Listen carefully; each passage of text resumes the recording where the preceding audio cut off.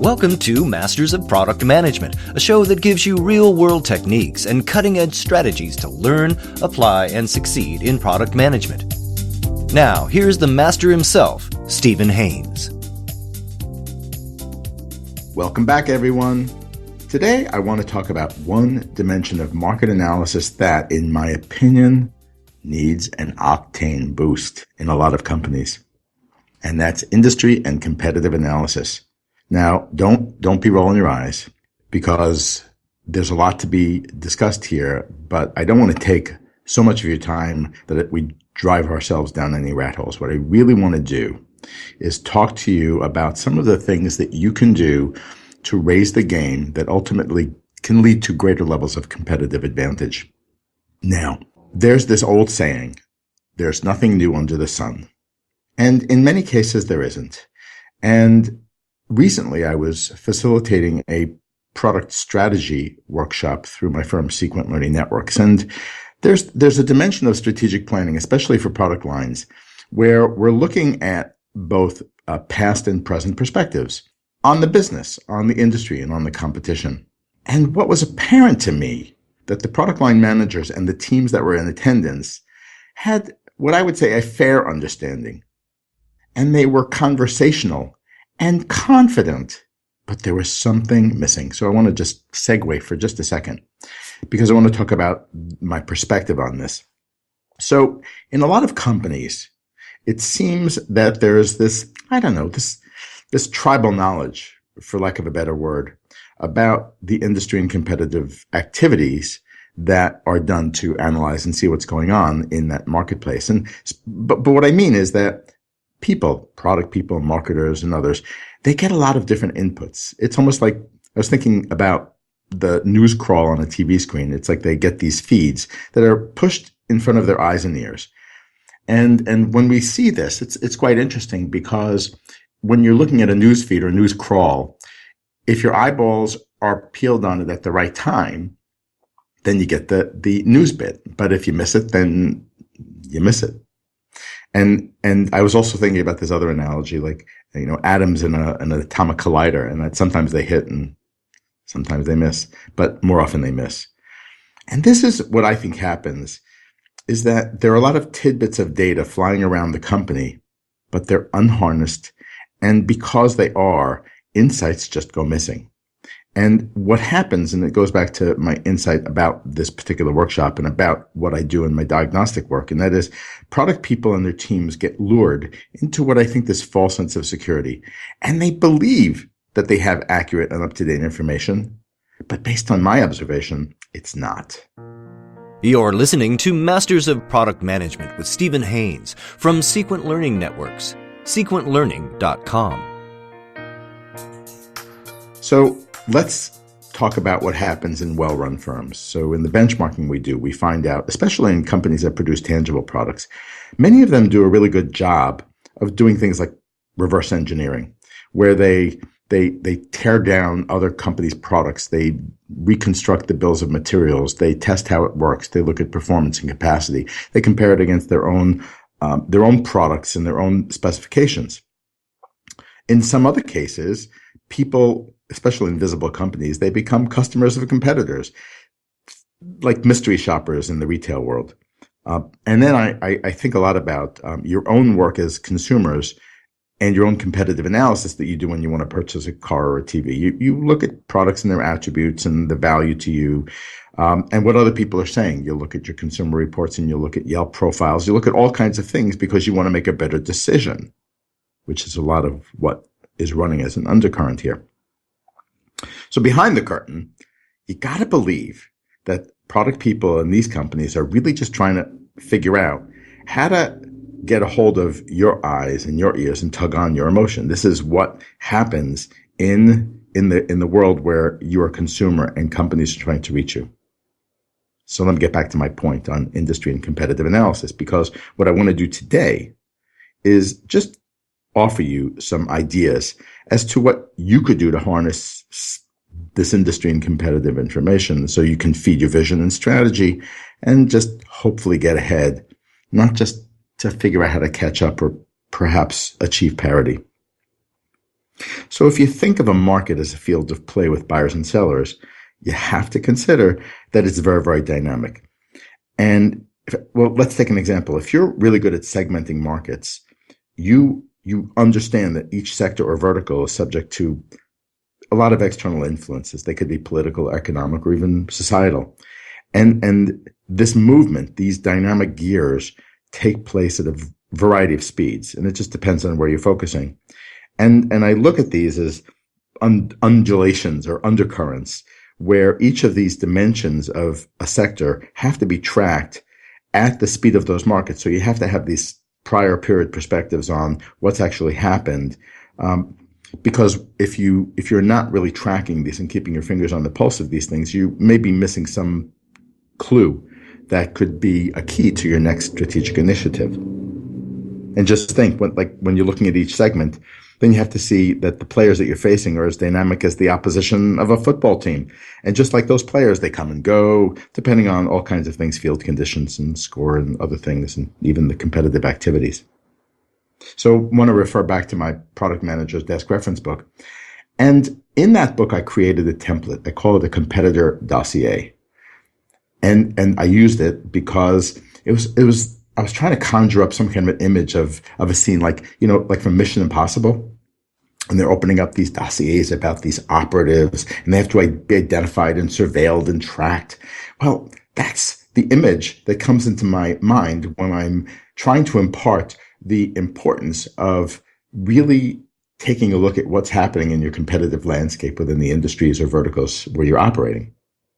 So this is what has to happen. And you've got to be able to identify a lot of the different variables.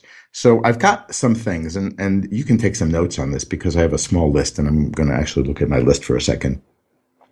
Because the first thing I want to ask and answer is, who are these different competitors?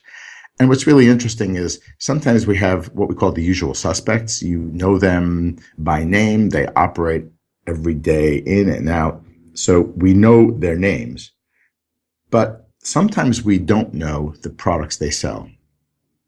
And sometimes the portfolio of products that we have as a company, or that you have in your own company, versus those products and product lines that they have in another company, need to be matched. And I remember in my corporate life, we used to do this competitive profiling, and we would, through some of the third-party industry analysts, we'd learn about product functionality. But then when we started to dig under the covers, we found that what we would have as a piece of functionality in our product, and what a competitor called that functionality, was very often executed differently and provided a different value proposition. And that's important to understand when you're positioning against your competitors, because it's almost like if you look at your cars and you're comparing, one brand of car that has a touchscreen, navigation system, and another car that has a touchscreen navigation system, functionally they're equivalent, but the way in which they carry out that work and the user experience and things like that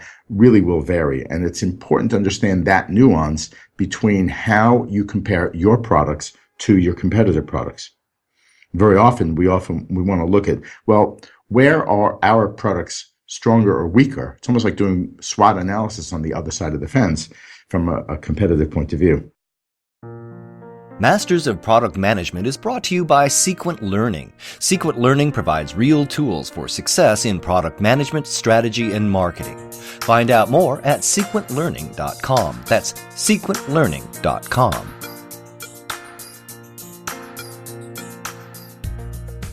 One of the other things I like to look at is the markets in which your competitors are operating.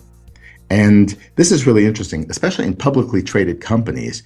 When you look at their Securities and Exchange reports, this is in the US, or any other place where they may be listed on a stock exchange, they actually provide a lot of this information for you. It's quite amazing to look at the different market areas that they operate. And the other part is, who are the companies that they believe they're competing with? So it becomes some kind of it's a very, very dynamic, interconnected system of things that are going on. So that's in terms of markets and the competitors that they're up against. Another area to think about is, what do their customers think about their companies and their products and their overall user experience? And today, there are lots of ways to find this out. It's really interesting if you want to look for a restaurant or a service or something like that. You just go to Yelp and you look at reviews. So crowdsourced reviews are really interesting in terms of understanding this. Another thing I very often do is I look at Google Alerts. And when I do these alerts, I'm looking at the company, I'm looking at the product, I'm looking at press releases or what people are saying or new product launches. It's really interesting to be able to look at this and then to be able to link it back to what are customers actually saying. So there's a lot of information out there overall. And what that allows us to do is to determine how are they positioned in the marketplace and how is their value proposition portrayed. And it's really quite interesting. You ever look at television ads and the announcer says, unlike others, ours is better, and here's why. And it's interesting to be able to do that from the point of view of your own products as well as those of the competitors. Because what you're ultimately going to try to do is how to compare your company, again, and your products and all of the different companies and their products on this very, very broad playing field. So you have to sort of map this out. Another thing I like to look at is how these companies introduce products, because with a lot of fanfare and things like that, or are they just slowly leaking into market? And ultimately, I like to understand their business model. What are the kinds of products they sell? And especially when we're looking in the technology business, we can have a variety of different business models themselves. Somebody can say, well, this is the tech space, but it could be enterprise software, it could be subscriptions, it could be AI, it could be any number of things. And this is just the tip of the iceberg, because whatever parameters you want to identify, you've got to secure the data at the speed with which that market is moving. But wait, there's more. You have to document it and share it and update it. Now, what I want to just talk about very, very quickly as a side story, when I was in my corporate life, we had a war room. And it had floor to ceiling whiteboards, and it had all kinds of things. It had a SWOT analysis, literally a gigantic one on the board. And we had any competitive information that we had and any things that we had. But you think about, a movie where you actually see a war room and you have all the generals and everybody's looking at the pieces of the soldiers and the tanks on the big map, in front of them. And it's really quite interesting to be able to do something like that. And that's another way to provide documentation and visualization and a place for a cross-functional team to gather and have conversations about goings on in the marketplace. And there's another example. It was a really good story. I was visiting a company that was in the consumer credit card business. And when I walked into their work area, people would walk off of an elevator bank, and then there was this really gigantic fishbowl. And employees would be throwing envelopes into that bowl. And I was asking the people we were doing our research and benchmarking with, what are they actually doing? What's going on there?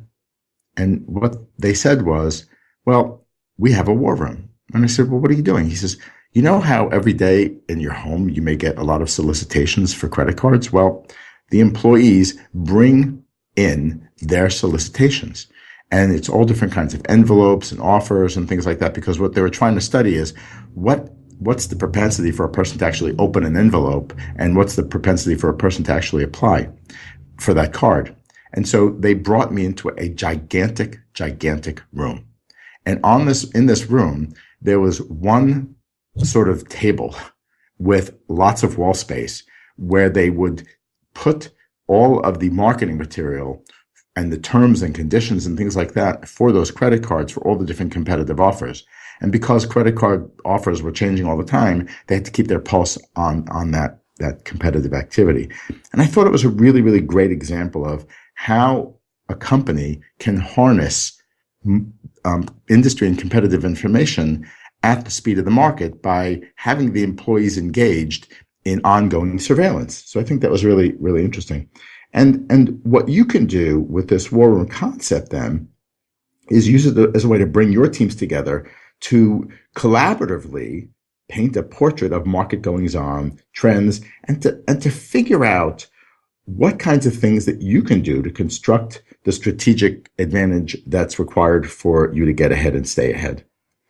Now, to bring this to a close, these may be some simple constructs to understand. And I think there's a lot of work and a true commitment to securing and keeping the information up to date.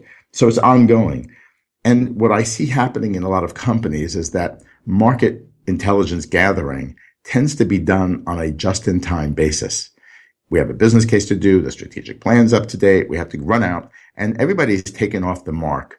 And you will miss very, very important insights if you're just doing your market intelligence, industry and competitive analysis, etc., in that way. Looking for resources and best practices in product management? Just go to sequentlearning.com to gain access to real-world tools that can make a difference. It's all there at sequentlearning.com.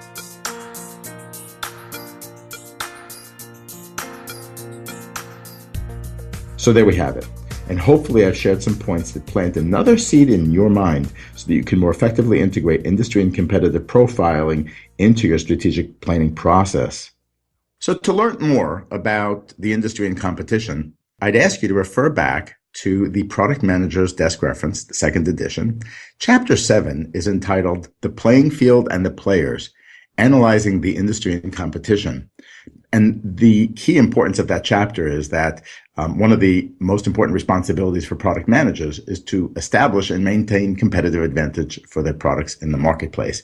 And really good intelligence about their industry and the competition gives the product managers and the team the edge and expertise to strategize and act with purpose and clarity. And to get your copy, go to sequentlearning.com/books, or you can go to amazon.com as well. So thanks for listening today. See you next time on Masters of Product Management. This has been Masters of Product Management with Stephen Haines, but it doesn't end there. Just visit sequentbusiness.net to gain access to all of our shows and subscribe. That way you'll never miss an episode. It's all there at sequentbusiness.net. We'll talk to you next time on Masters of Product Management. Learn, apply, and succeed. Sequentlearning.com